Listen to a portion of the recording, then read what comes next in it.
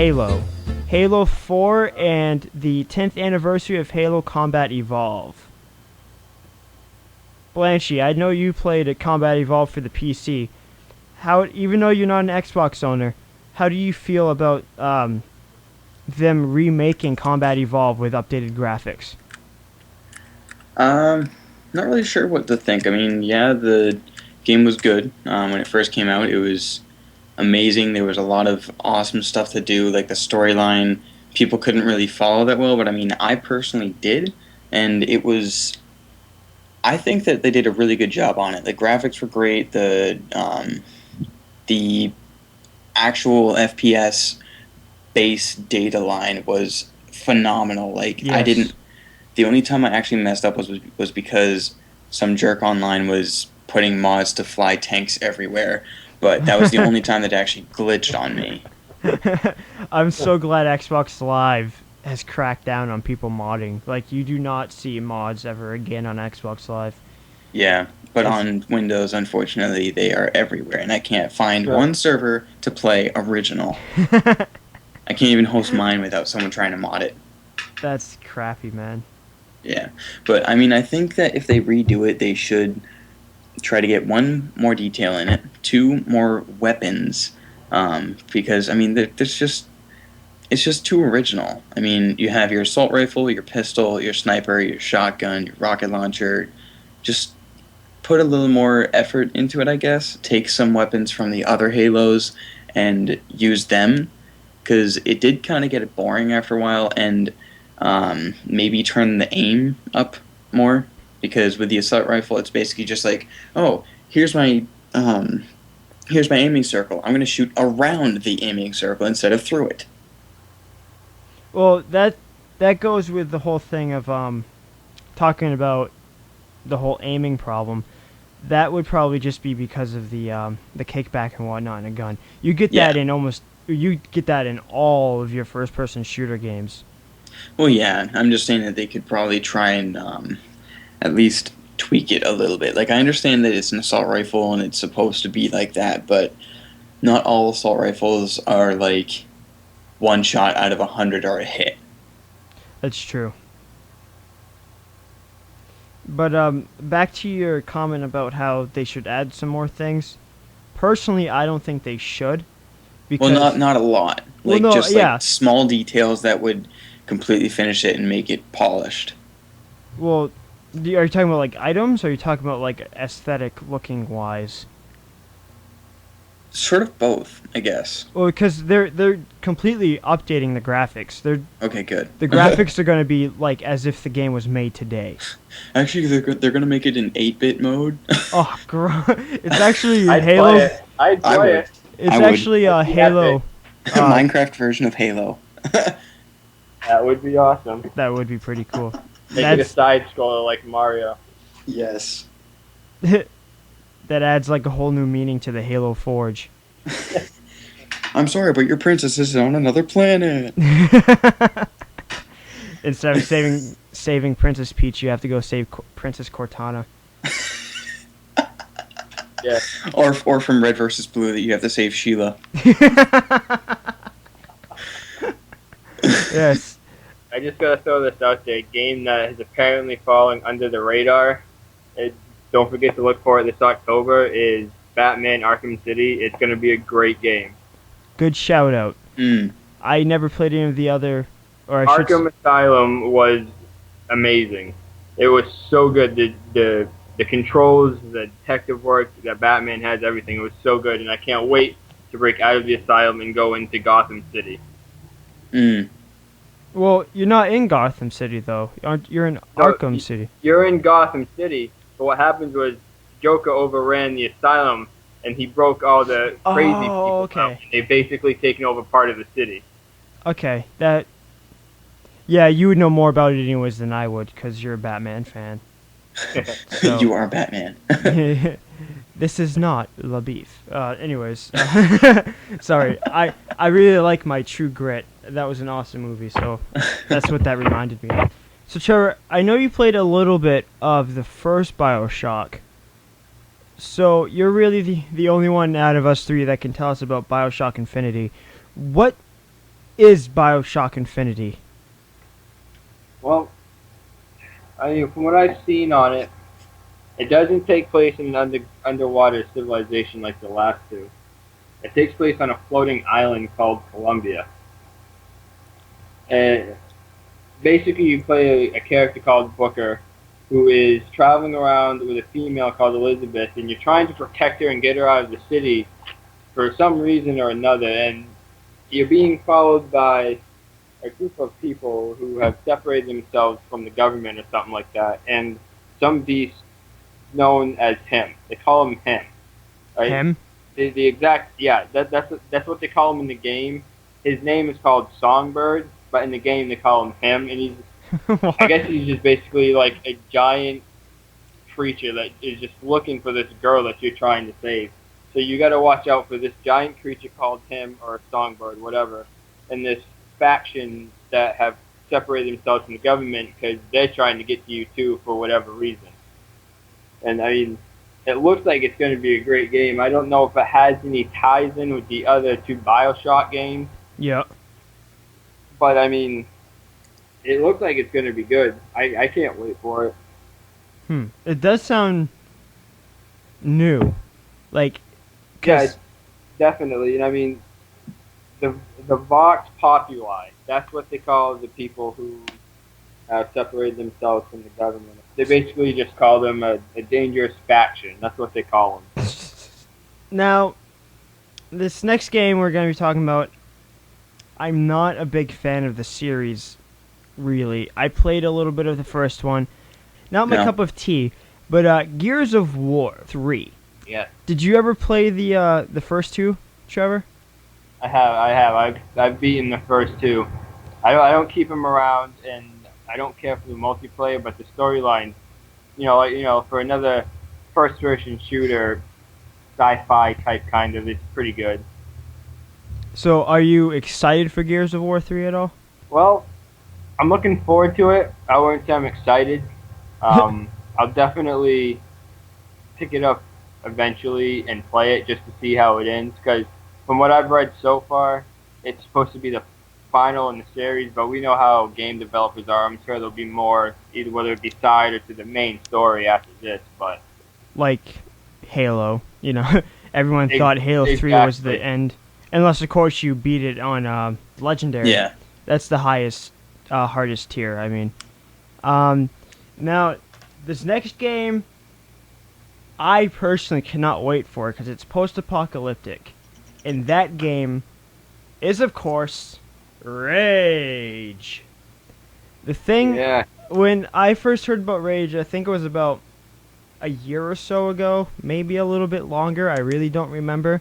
It looks magnificent. It doesn't have like a realistic graphic engine to it, but the graphics are still really amazing looking.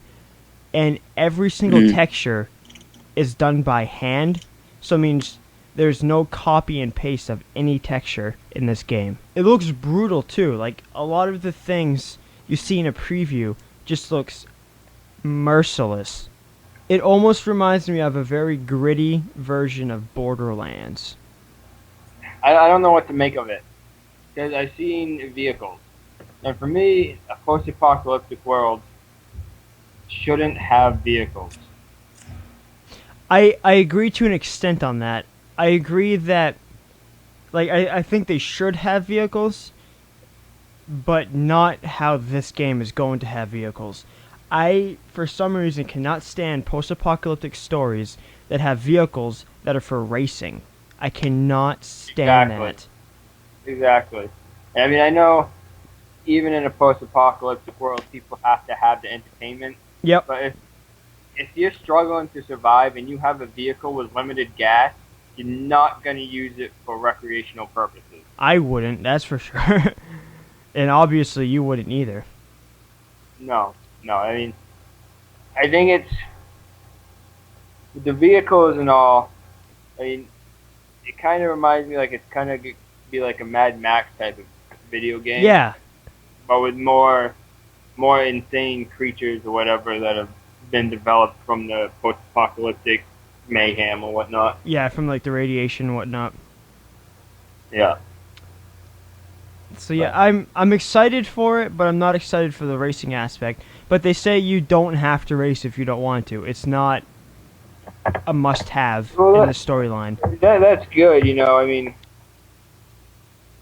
not having to race if you don't want to is a great thing. But I mean, Yeah, I never played Borderlands because I couldn't get into it. But I've seen people play it, and I've seen the way they use the vehicles in that. Like, there was like a boss fight. You had to fight off a bunch of different cars in a car, and then fight the boss who was in a car. It turns me off. It's like, really, what's going on right now? Oh my god, I'm so glad I only played like the first 30 minutes of that game. Jesus. Yeah. I mean, So, I am so good at segueing into different topics. Dead Island. Dead Island. What a merger for topics, huh? Dead Well, Island. I really don't know what to make of this game. I'm not into the whole zombie thing. And to me personally, to be as innovative as to put it on like a tropical island almost seems cliche. It's a very hipster thing to say, but that's how I feel. I don't know. I think what's going on with Dead Island is right now the United States. I can't speak for the world because I live in the United States, but the United States is having a surge in zombie everything. Yeah. I mean, when you look at the success of Nazi zombies on Call of Duty, on The Walking Dead on AMC, all the zombie movies that have come out recently, I mean, zombies have been around for a long time, but it's hitting such a big success lately that I think they're just trying to capitalize on it. Definitely. And the difference with this game compared to Left 4 Dead or, Nazi zombies and all that is that supposedly they're supposed to, the guns and the ammo is going to be very limited, so they focus on melee attacks with like shovels, bats, and stuff like that, which will be an interesting, realistic twist to it. Yeah. That it seems like a cool idea, but it's totally still not selling me the game at all because that's just personally I could care less about zombies. The only thing I like that have come from zombies is one, The Walking Dead. I love that TV show. Absolutely love The Walking Dead. And two, kind of sort of Red Dead or Undead Nightmare, I mean. Like I said, the Red Dead franchise, bringing in the undead. I haven't played that yet, but that's also them trying to make good on the recent rise in zombie popularity. Yeah, but, definitely. I mean, it's a western with zombies. I heard it was good, and someday hopefully I'll play it. But I haven't played too much of it, so I can't say whether or not it's good or bad. What I've played of it so far, it seems pretty decent. I mean, it's still your Red Dead Redemption game, so it's definitely good right there. I mean, I love Red Dead Redemption. It's an awesome game. yeah, But definitely. I just don't know if I can get behind the whole zombie thing. Well, Glibbers, I'd say that's about it for the whole complete episode 2. Thanks for listening. Trevor, thanks for coming on the show. Yeah, not a problem. And, Blanchy, Yes. would you like to give a little hint as to what you have planned on your end of the Glib staff? Well, what do you mean exactly? Oh, so devious, sir. So devious. Well, just a hint. I mean, and I know what you're planning on doing. So, do you want a hint as to what it is that you'll be doing? Or do you want people to just wait and see until it comes out?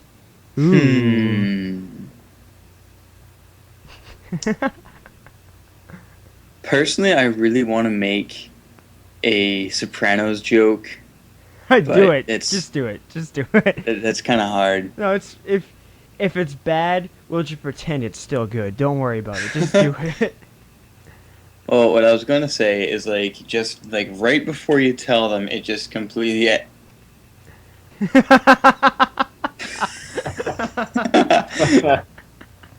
That actually was good. I'm not saying that because I said if I said it'd be good even if it was bad. It was actually good.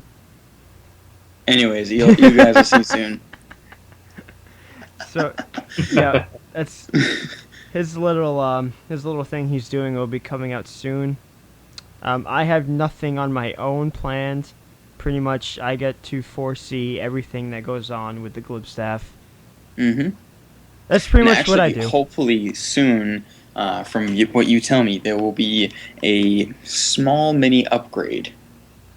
In the Oh, videos. yes. Don't tell them. I won't, but here's actually kind of a little hint as to what that will be, and it's a very, very vague hint. This is a shout out to the server that is called Fort Major on Minecraft.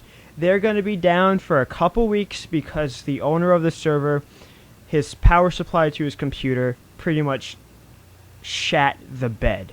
So he won't have his computer up for a couple weeks, which means no server. That's the hint I'm giving. I get it. Well, obviously you get it. Yeah. You're the only one in this chat that gets it. Yeah. Again, thank you guys for listening, and this is the Glib Staff out. Blanchy, would you like to say our slogan? After you ridicule me. Oh my god, suck it up, Cupcake Princess. Just do it. Keep glibbing it up.